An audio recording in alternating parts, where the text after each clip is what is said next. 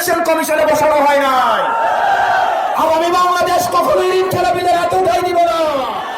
আগামী বাংলাদেশ ব্যাংক ডাকাতদের হাতে তুলে দিব না। ব্যাংক ডাকাতদের জন্য, ঋণ খেলাপির জন্য এই বাংলাদেশের প্রত্যেক ইঞ্চি মাটিকে আমরা জাহান্নাম বানাই ফেলবো।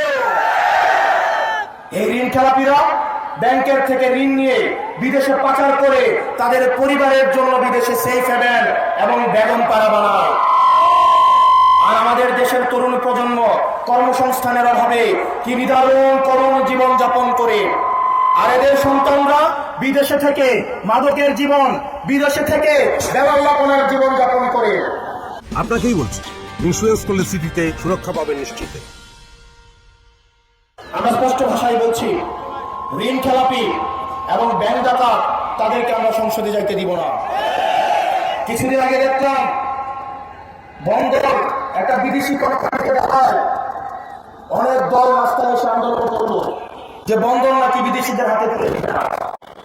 আমরা দেখলাম 138 বছরের শ্রেষ্ঠ 138 বছরের মধ্যে সবচেয়ে বেশি বন্দরে এই বছরই ইনকাম হয়েছে।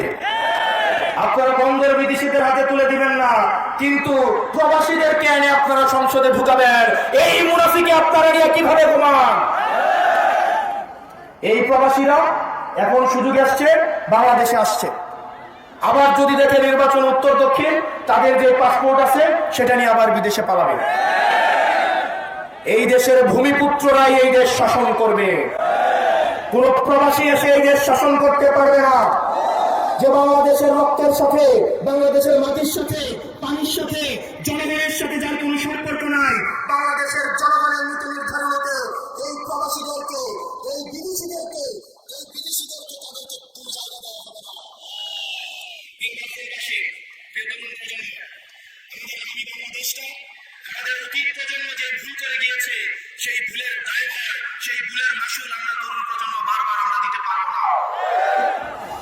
ইতিহাসের প্রত্যেকটা প্রান্ত প্রান্তে আমাদের অতীত প্রজন্ম ইতিহাসের ভুল প্রান্তে তার অবস্থান নিয়েছে এবং সেটার দায় আমাদেরকে রক্ত দিয়ে আমাদেরকে সেটার দায় শোধ করতে হয়েছে। আমাদের আগামীর বাংলাদেশ হবে